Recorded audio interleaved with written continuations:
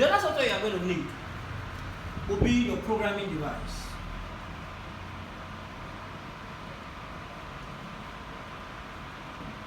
You need a programming device. Now, what do you need the programming device for? Now, let me show you what the programming device looks like. This is your programming device. This is with what you transfer this hexadecimal code through your laptop, through this programming device into your board. Are you with me? So it means you're going to need this programming device, and then you're going to need a software.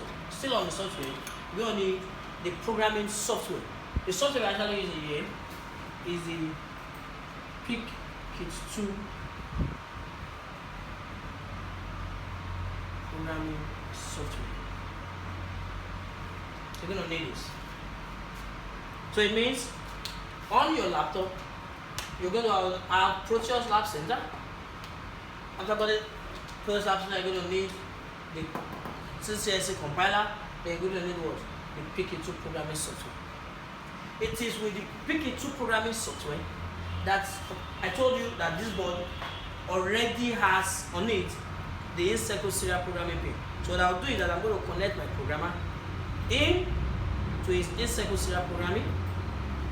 It's attached now, and then I can have this into the USB port of my laptop. And with this software, I can, of course, don't forget, as successful compilation, your compiler will have generated these two files for you.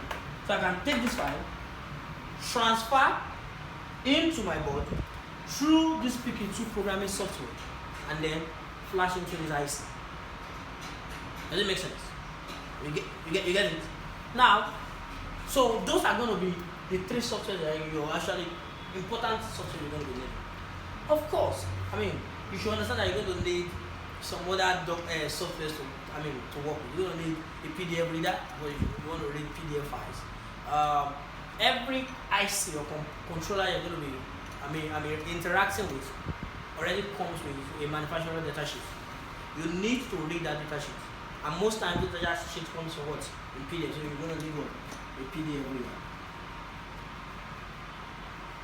You're going to need Microsoft Word document files to read documents or text files, depending on the format in which it comes. Does it make sense? But for this class, you're going to be having these softwares running in your computer for you to take advantage of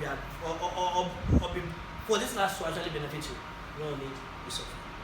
Now, while I was discussing, I told you, you're actually going to be learning programming, and then you're going to be writing into an IC. Now, for this board to actually be made in the first place, several things have been taken into consideration. Among them is the power requirement for the board and the modules that are going to be on this board. And this board is unique to a specific design or to a specific system design in mind. This board will not just work for any system design. It's specifically designed for a particular system. Does it make sense? Like every other board you're going to find with us.